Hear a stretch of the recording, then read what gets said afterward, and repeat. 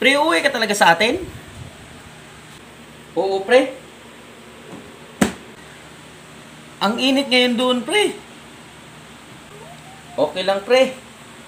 Kaya, yan, may dagat naman doon sa atin at sapak.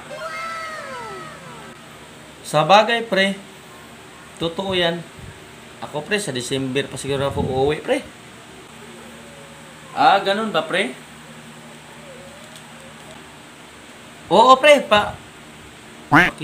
Kumusta mo na lang ako doon sa kanila, pre? Okay, pre. Makakarating. Eh, oo nga pala, pre. Sabi ni Mari kay Mrs. May papadala daw siya. Ah, ganun ba, pre? Sir, pre, tatawagan ko muna yung Mrs. ko.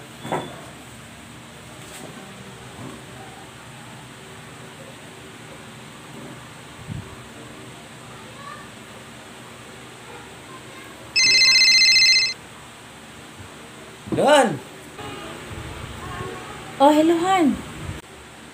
Nabanggit ni pare na sinabi mo daw kay Mare na may ipapadala ka sa probinsya.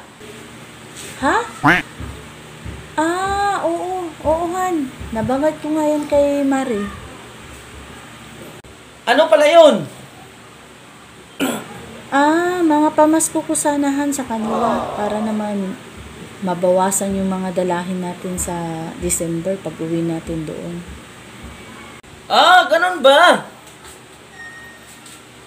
Mabuti nga yan. Sige, Han. Ihanda mo. Ihanda mo na ngayon. At uuwiin ko at kukunin. Kasi nag-i-impake na sila ngayon. Ha? Han. Ah, bakit, Han? Wag na lang siguro, Han. Huh? Bakit? Kasi mamaya-maya lang andito na sila, Mama. Huh?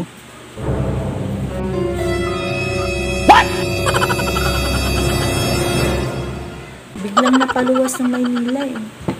Kasi namimiss daw nila yung apo nila. Darating sila mamamaya. Pre, anong oras? Alis mo. Mga alas 3, pre. Magkita tayo sa airport. Ayaw, di ba? Pakila ako.